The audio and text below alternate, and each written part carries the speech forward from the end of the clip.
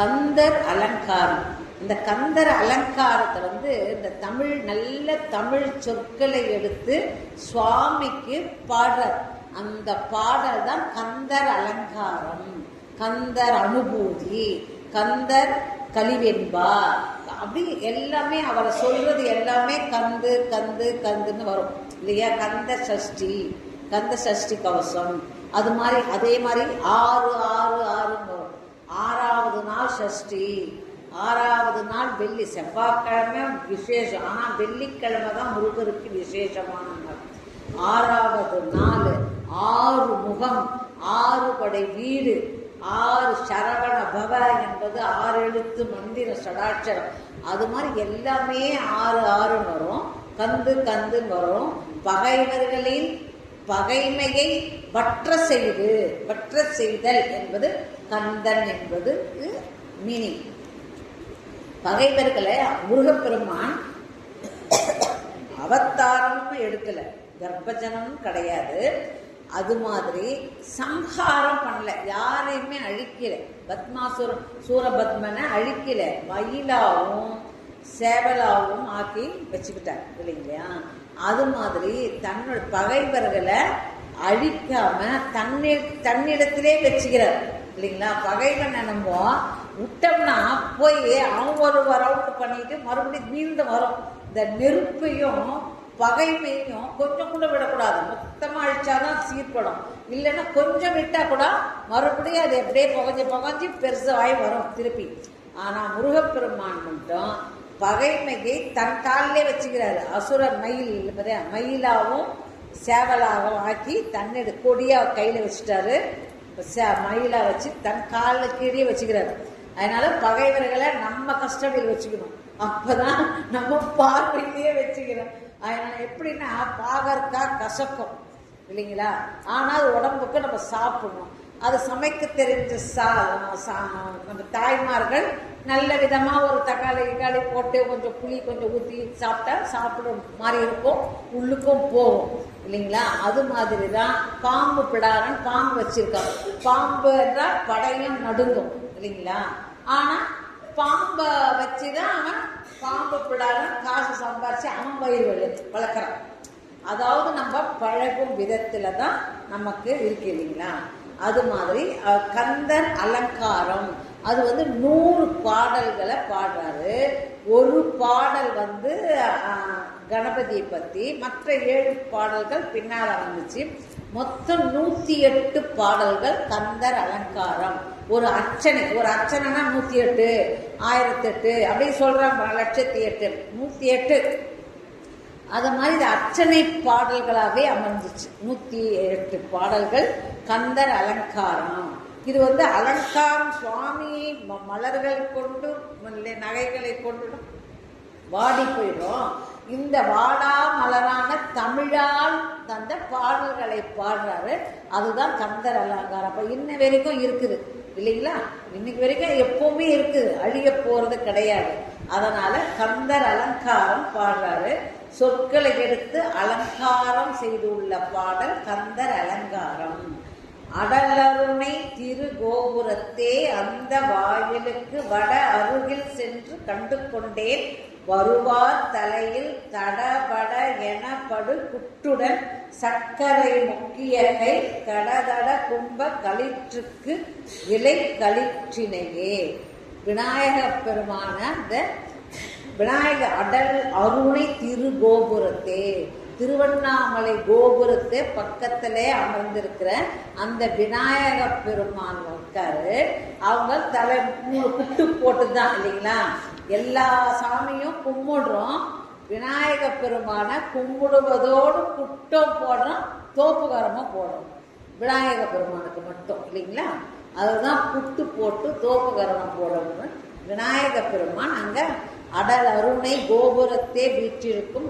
எது ஒன்று நம்ம செய்த சாதாரண ஒரு மளிகை சாமான் வாங்கினா கூட ஒரு எழுதுறதுக்கு லிஸ்ட் போட்டால் கூட ஒரு பிள்ளையார் சொல்லி போடும். பிள்ளையார் இல்லாத எந்த காரியமும் தொடங்கக்கூடாது, தொடங்க முடியாது, வேஸ்ட். ஏன்னா அந்த சுவாமி முருகப்பெருமானே விநாயகர் கோபுரத்தில் பள்ளி திருமணம் நடக்காத, அதுக்கப்புறம் விநாயகர் ரூபத்துல போய் பள்ளி திருமணம் நடக்கிறதுக்கு விநாயகர் பெருமான் காரணமாக இருந்தார் இல்லைங்களா? அது மாதிரி விநாயகர் தெய்வத்து சாதா திருமணங்கள்ல இல்லாலும் தெய்வ திருமணங்களிலே கூட விநாயகரை வச்சுதான் கல்யாணம் பண்ணுவாங்க. அது மாதிரி இந்த விநாயகரை முதல்ல கணபதிக்கு பண்ணிட்டு, களிறு என்றால் ஆண் யானை, களிறு கும்பம் தலை, வல்லார கோபுரம், அங்க வல்லார கோபுரம், கிளி கோபுரம் அப்படி இருக்கு இல்லைங்களா? அந்த கோபுரத்தின் பக்கத்துல இருக்கிற விநாயக பெருமானை வணங்கி ஆறுவர்.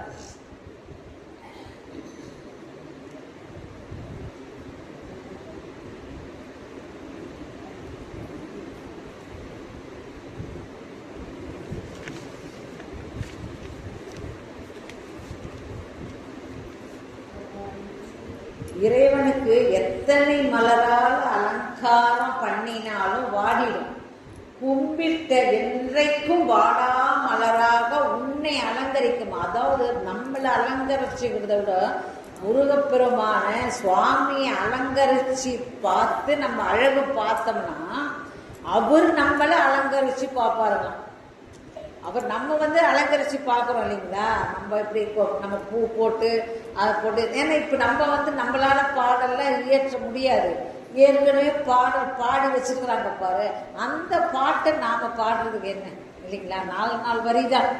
செயல்வட்டழிந்தது செந்தூர் வயல் புழில் தேங்கடம் விண்மால் வட்டழிந்தது பூங்கொடியார் மனம் மாமகிலோன் கையில் வேல்வட்டழிந்தது சூரன் விற்கும் அவன் கால்வட்டழிந்தது இங்கு என் தலைமேல் அயன் கையெழுத்தே.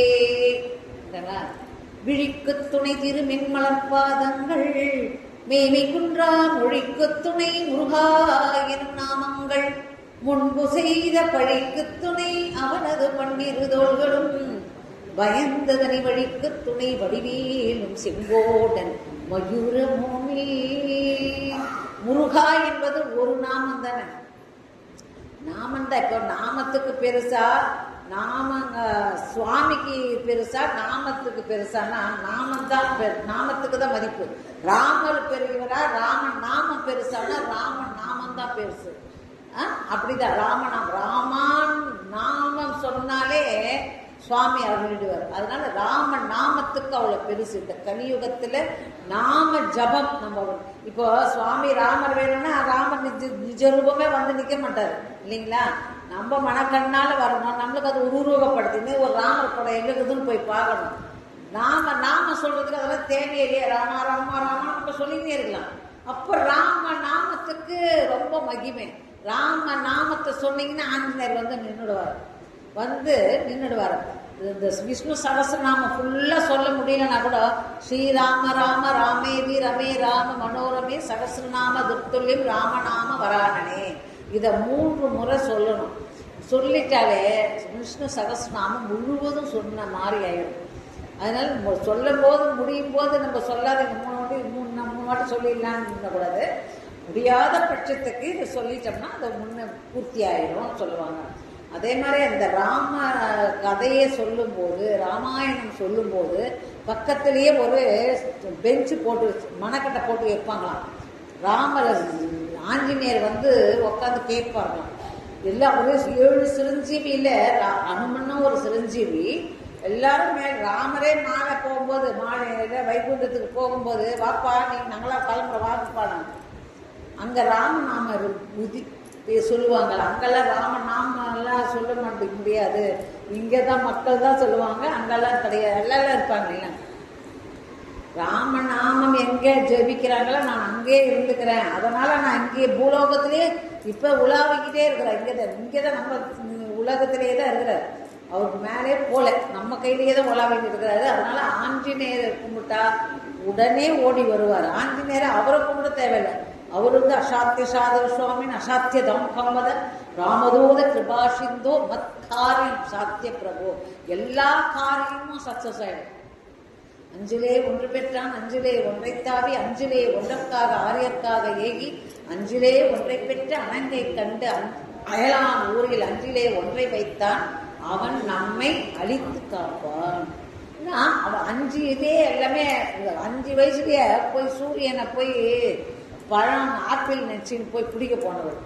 எவ்வளோ ஒரு பராக்கிரமமாக இருந்தால் அது ஆயிடும். அது மாதிரி அவ்வளோ ஒரு பராக்கிரமசாலி. அது மாதிரி அந்த நாமத்துக்கு அவ்வளோ முக்கியம். இப்போ கூட நம்ம ஒரு இது பண்ணுங்க, நாமம் என்பது ஒரு ஒரு ஆபரண பொருள்னு வச்சுக்கோங்களேன். இது ராமர் என்பது ஒரு கட்டி தங்கம். கட்டி தங்கத்தை இப்போ நம்ம யாராவது இப்போ ப்ரெசென்ட் பண்ணோம் வச்சுங்களேன், இப்போ 1 கிராம் தங்கத்தை கொடுத்தோம்னா அதை வாங்கி நம்ம பெட்டியில் வைப்போம். வேற எதுனா வரும்போது கொஞ்சம் போட்டு செஞ்சுக்கலான்னுட்டு. 1 கிராமில் ஒரு சின்ன ஒரு மோதிரத்தையோ ஒரு சின்ன செயினையோ ஏதோ ஒன்று கொடுக்குறாங்க, உடனே எடுத்து நம்ம போட்டுப்போம் இல்லையா? உடனே போட்டுப்போம். இது கொடுத்தாங்கப்பா போட்டுக்கலாம் மோதிரம் 1 கிராம். அந்த 1 கிராம் கூட அது 1 கிராம் கூட இருக்கட்டும், 1 மில்லி கூட இருக்கட்டும், அது ஒரு காயின் மாதிரி கொடுத்தா நம்ம வீட்டில் தான் வைப்போம்.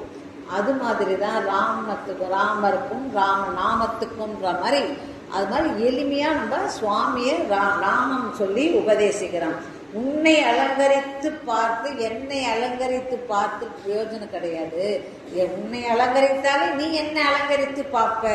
அப்போ அவர் நம்மளை எப்படி அலங்கரிப்பாரு?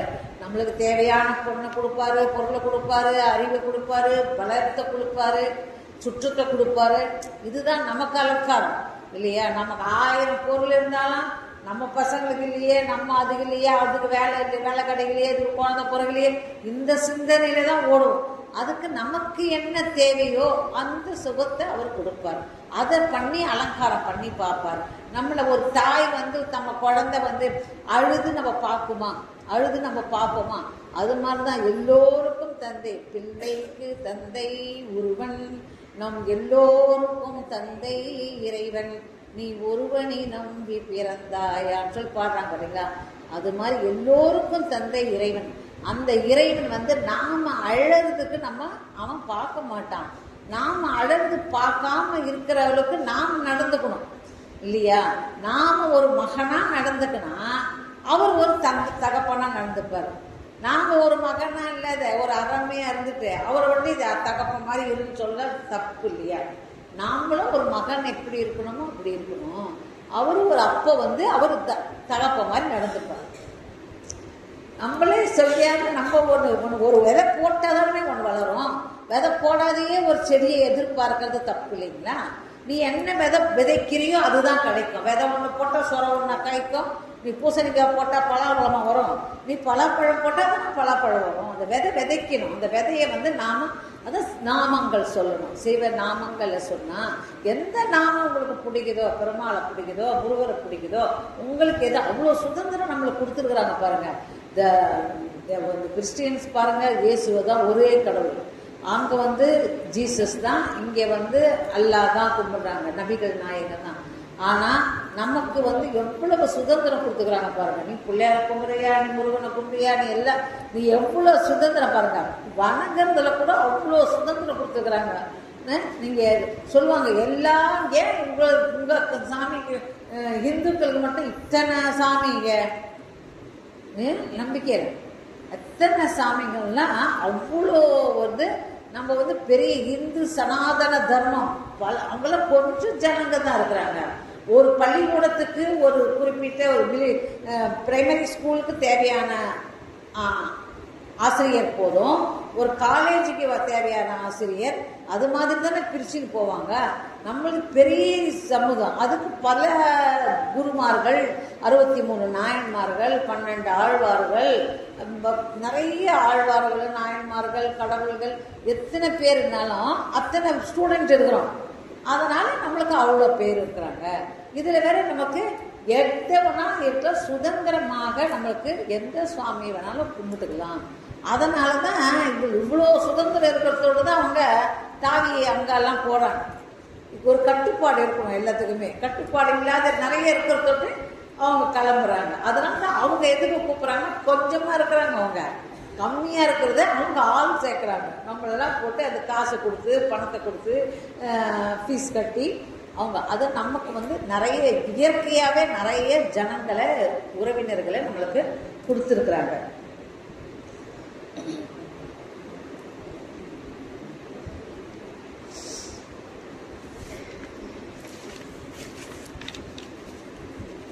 இப்போ சைவம் தழைப்பதற்காக முருகப்பெருமான் திரு ஞான சம்பந்தர் 16,000 பாடல்களை பாடினாராம். அருணகிரிநாதர் நாமும் நம்ம முருகனை 16,000 பாடல்ல பாடணும்னு ஆசைப்பட்டு 16,000 பாடல்கள் பாடினாராம். ஆனா இப்ப கிடைச்சது 1324 பாடல்கள் தான் நமக்கு கிடைச்சிருக்குன்னு வச்சுக்கோங்க. அந்த ஒரு இது பாருங்க, எல்லோருக்கும் எதுல பொறாம வரணும், இது மாதிரி இடத்துல தான் பொறாம வரணும். நம்ம எங்க அது அவ இது வாங்கினா இவ இது வாங்கினா அதுலதான் பொறாம, அவங்க இப்படி ஆயிட்டாங்களா அப்படி, அந்த பொறாம எல்லாம் வைக்க கூடாது. இது பாருங்க, அவர் நம்ம சிவபெருமான் மேல 16,000 பாடல் பாடினாரு. நாமளும் முருகனை பத்தி 16,000 பாடல் பாடினோன்னு பாடியும் காட்டினாரு, பாடி வச்சிருக்கிறாரு அருணகிரிநாதர்.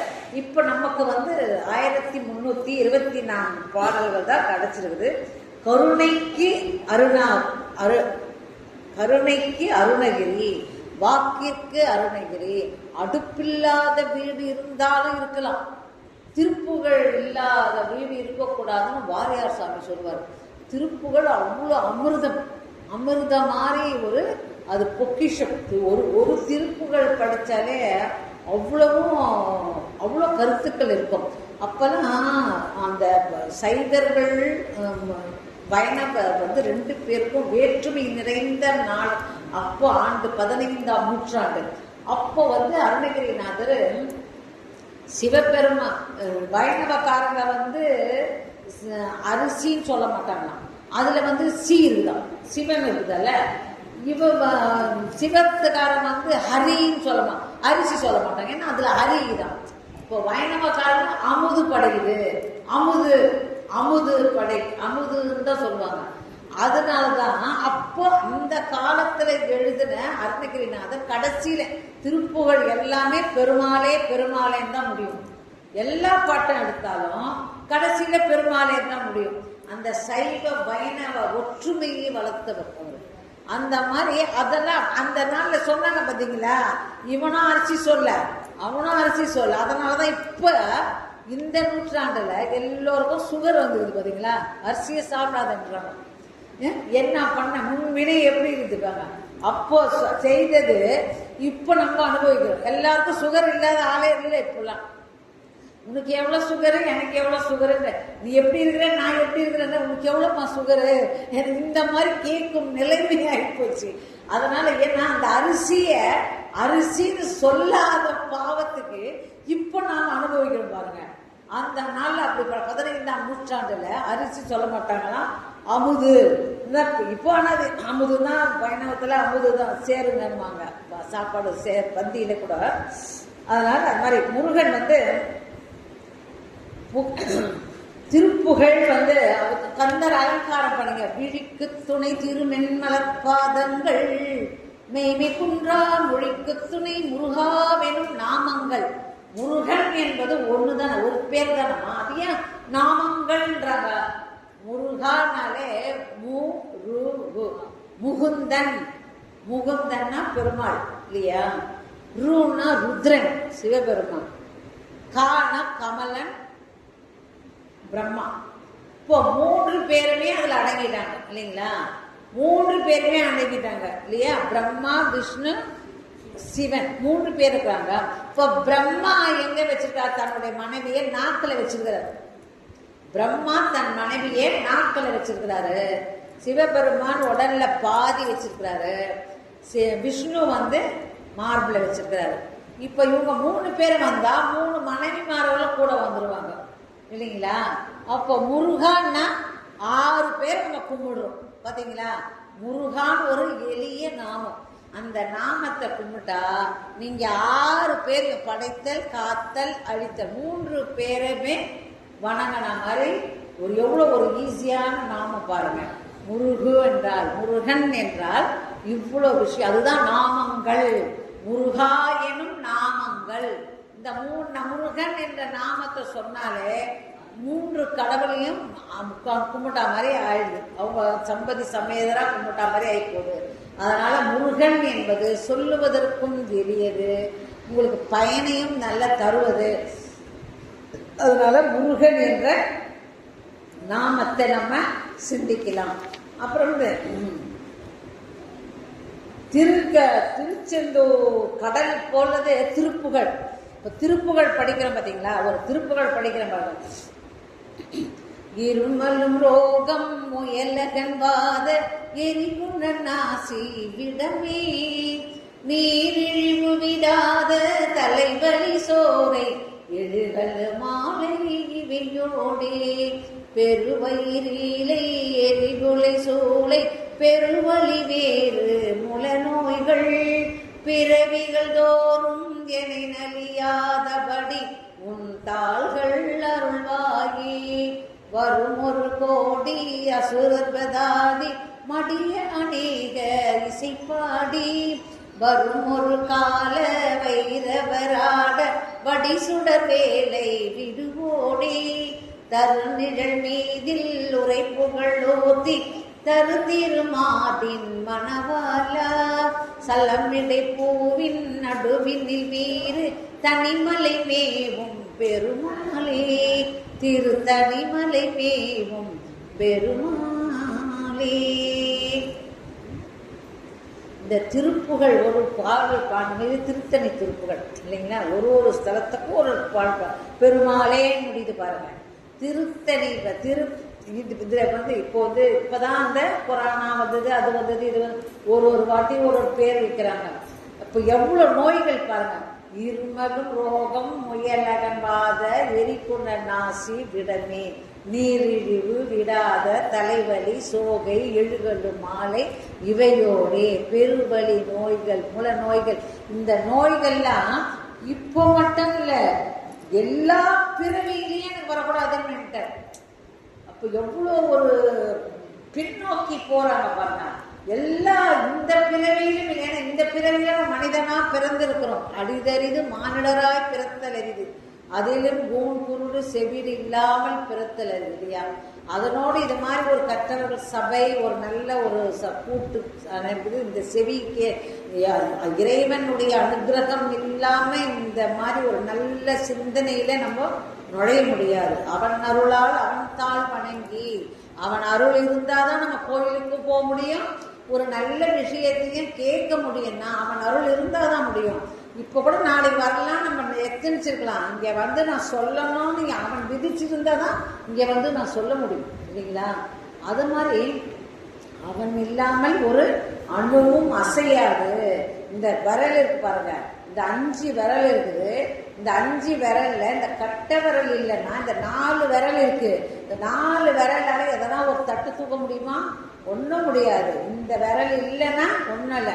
இதுதான் பதி, இதுதான் கடவுள், இதுதான் கடவுள்.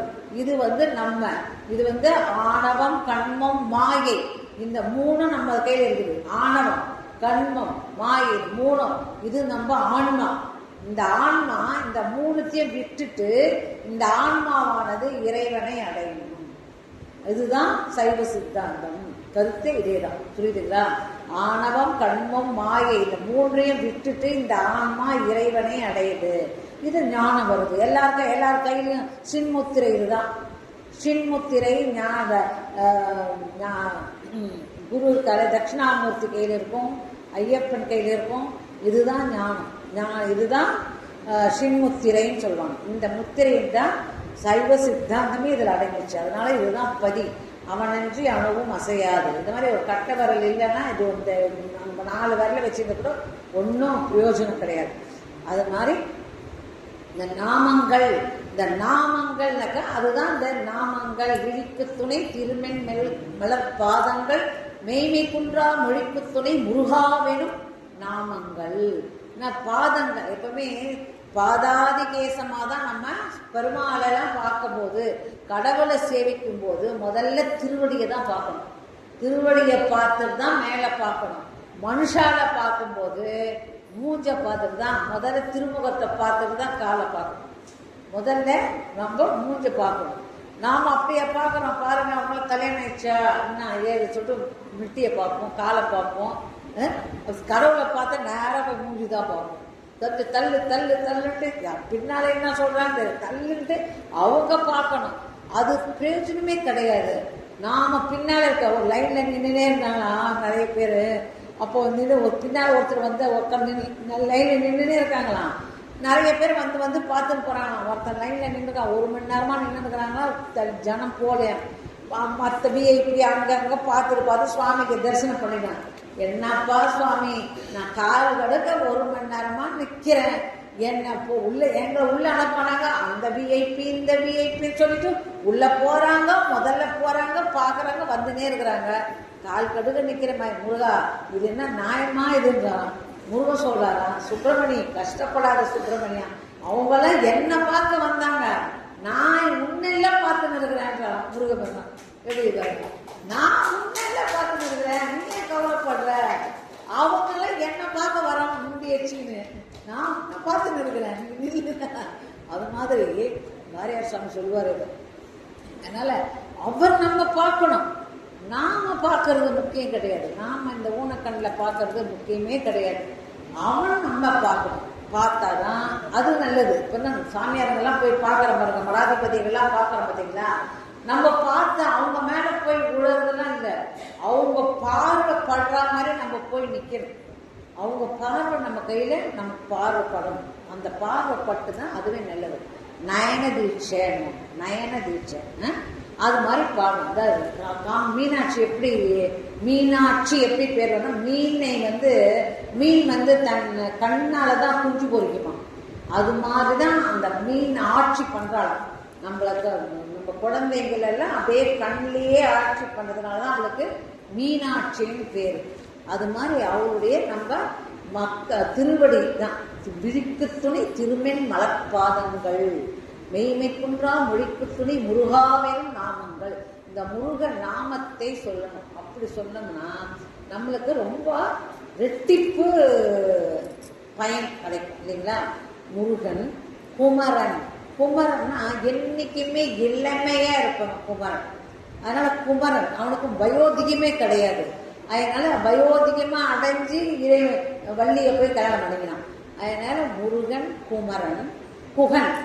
குகன் என்ற மனக்குகையில மனமாகிய குகையில வந்து சொல்லுங்க, நான் ரொம்ப பொல்லாதாம ஆயிடுவேன், ஒரு மாதிரி நான் மிருகமா ஆயிடுவேன், கொஞ்சம் என்னை ரொம்ப டிஸ்டர்ப் பண்ணாதேன்னு சொல்லுவோம் பாருங்களா. அது மாதிரி மனக்குகை. அந்த குகையில நம்ம அழுக்காறு அவா வெகுளி என்ற 4 இதையும் தள்ளிட்டு, அதெல்லாம் பொறாமை அதெல்லாம் தள்ளிட்டா அது மன சுத்தமா இருந்தா தானே இறைவன் வந்து உட்காரணும். இப்ப நம்ம கூட இங்க வீடு இங்க சுத்தமா இருந்தாதான் நம்ம உட்கார ஏதுவா இருக்கும். இங்க குப்பையும் கூலமா இருந்தா நம்ம உட்காருவோமா? அது மாதிரிதான் இறைவனுக்கு என்ன வேணும், மனதுல போய் நம்ம தொடப்பெடுத்த பெருக்க முடியும். மனசு சுத்தமா வைக்கணும். மனசு சுத்தமா இருந்தா இந்த மனமது செம்மையானால் மந்திரங்கள் ஜெபிக்க வேணாம். பிறருக்கு ஒத்தாசை செய்யலனாலும் உபகாரம் செய்யலனாலும் உபத்திரவம் செய்யாம இருங்க. அது மாதிரி மற்றவங்களுக்கு நம்ம வந்து ஒண்ணுமே மன தூய்மையா இருந்தாதான் இறைவன் வரணும். அது மாதிரி மனசால இன்னும் நினைக்கிறோமோ அதுதான் நம்ம சிந்தை தான் செயலாகும். ஒரு வாட்டி மேலோடு எல்லாருமே போனாங்க. கிருஷ்ண பரமாத்மா இது அர்ஜுனனும் கிருஷ்ணனும் மேல போயின்னு இருக்காங்க. மலைமலையா பூ குவிஞ்சி இருக்கான். என்ன கண்ணா இதெல்லாம் என்ன இவ்வளோ புஷ்பங்கள் இருக்கு, இங்க எதுல வச்சான்? செடி பூலாம் இல்லை, அப்படியே குவிஞ்சி இருக்கேன் மலர்கள் எல்லாம். ஆமாப்பா, ஒரு பூலோகத்துல ஒருத்தரும் பண்ற பூஜையோட புஷ்பங்கள்லாம் இங்க குவிஞ்சி இருக்கு. அப்படியா, பரவாயில்லையே, இது யாரு இவ்வளோ பூஜை, இவ்வளோ பெரிய குவியல் இருக்கு, யார் அது இவ்வளோ பூ போட்டு பூஜை பண்ணதா? அது உங்க பீமன் பண்ண பூஜை. பீமன் அவர் எப்பவுமே பூஜை பண்ணியே நாங்க பார்த்ததே கிடையாது. பீமன் பூஜை இவ்வளவு பெருசா இருக்குது. பூஜை எதுனா அவனுக்கு இவ்வளவுதான் இருந்தான். அர்ஜுனனுக்கு இன்னொரு அவன் என்ன நேரம் பூஜை பண்றவன், அதுக்கு இவ்வளவு பூஜை தான் இருக்கான், குவியல் கம்மியா இருக்கான்.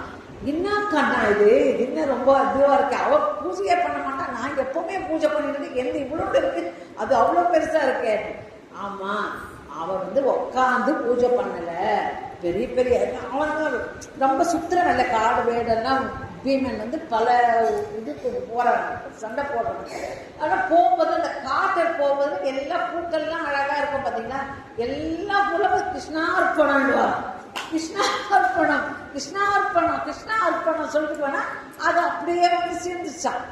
அதனால நாம எந்த ஒரு செயலை செஞ்சாலும் இறைவன் நாமத்தை சொன்னா அது இறைவனுக்கு போய் சேர்ந்துருக்க.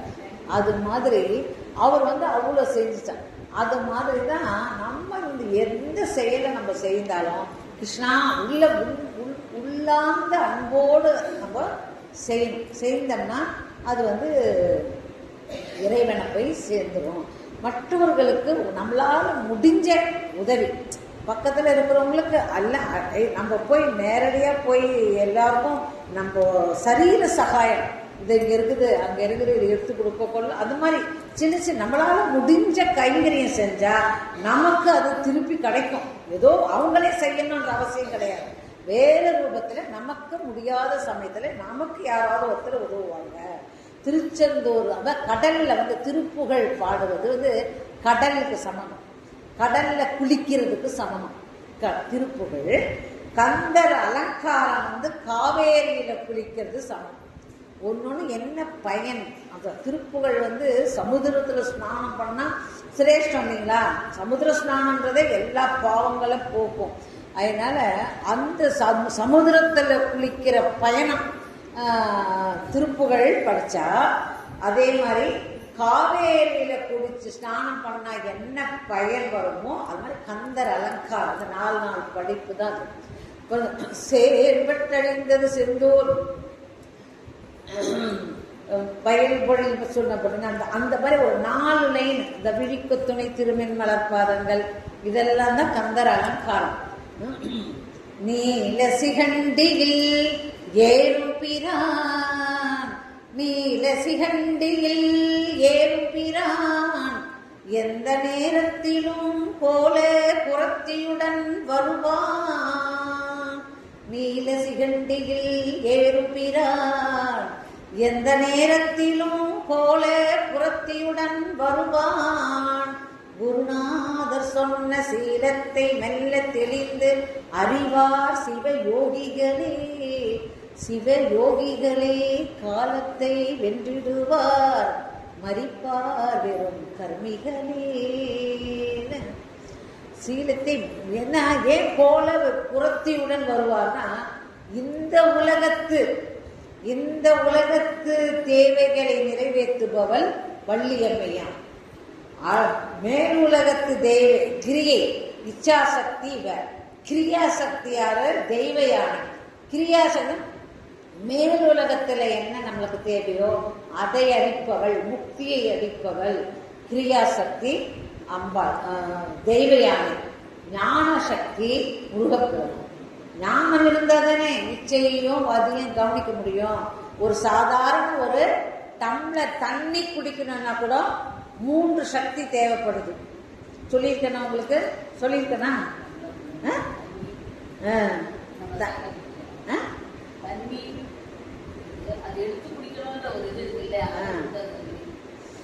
ஒரு டம்ளர் தண்ணி இருக்குல்ல, அந்த தண்ணி குடிக்கிறது கூட நம்மளுக்கு, அதாவது ஒரு செயலை செய்வதற்கு 3 சக்தி தேவைங்களாம்.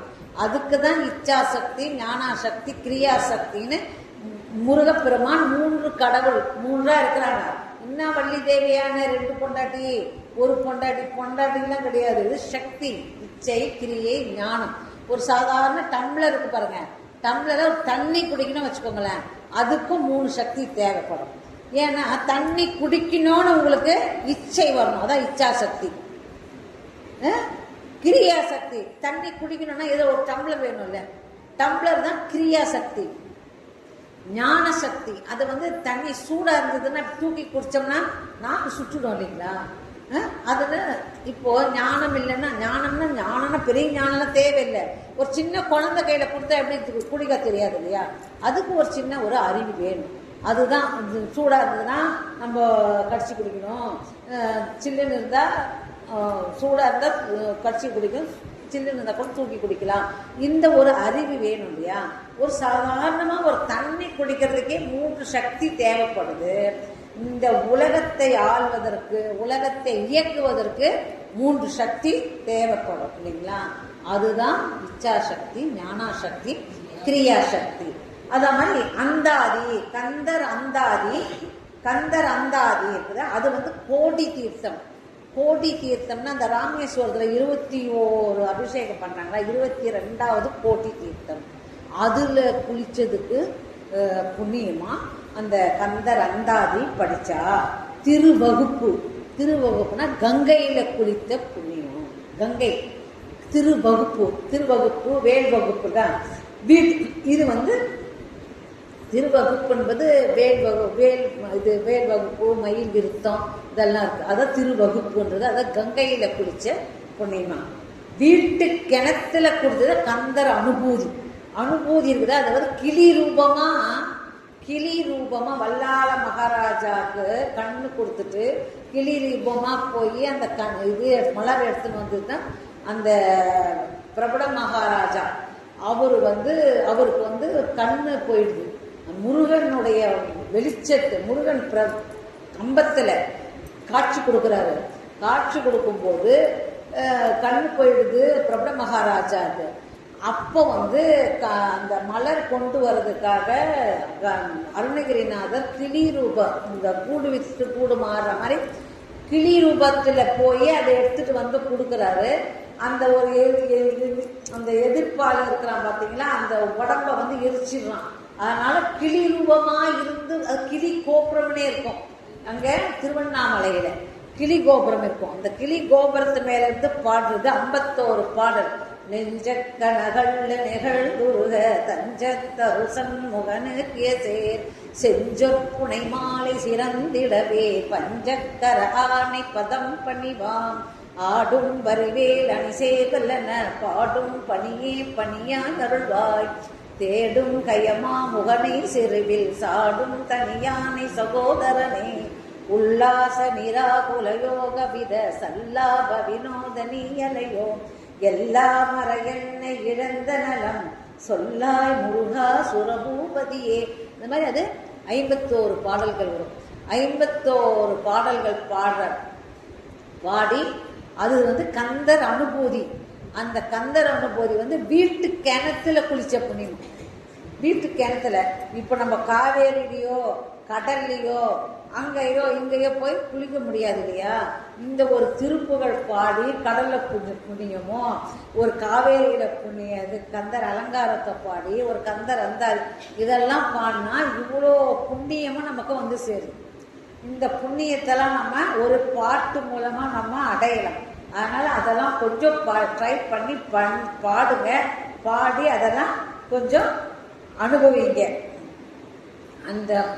இந்த மாதிரி பாடலெல்லாம் 12 திருமுறையாக, எப்படி தேவாரம் திருவாசகம்லாம் இருக்குது இல்லைங்களா, அதெல்லாம் 12 முறையாக தொகுக்கப்பட்டிருக்கிறது. இதுவும் 12 திருமுறையாக தொடுக்கப்பட்டிருக்கிறது. இது 8ஆம் திருமுறையாக கந்தர் அலங்காரம் வைக்கப்பட்டது.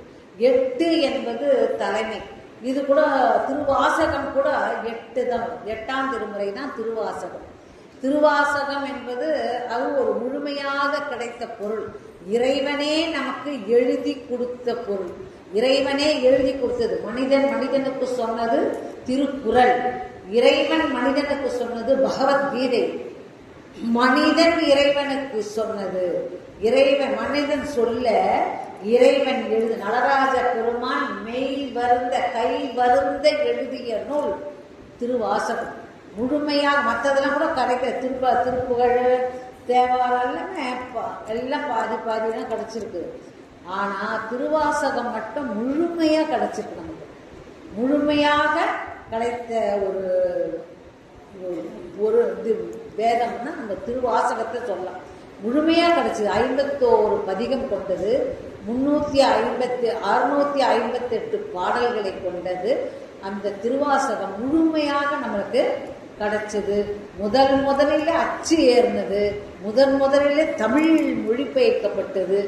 ஆங்கிலேயர் இங்க அந்த கிறிஸ்துவ மதத்தை பரப்ப வந்த ஆங்கிலேயர் இந்த திருவாசகத்துல மயங்கி திருவாசகத்தை மொழிபெயர்த்து எல்லாருக்கும் கொடுத்தாருன்னா பாருங்க.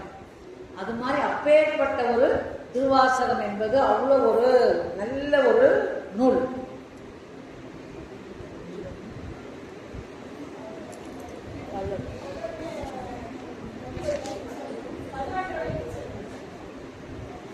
சொல்லுங்க.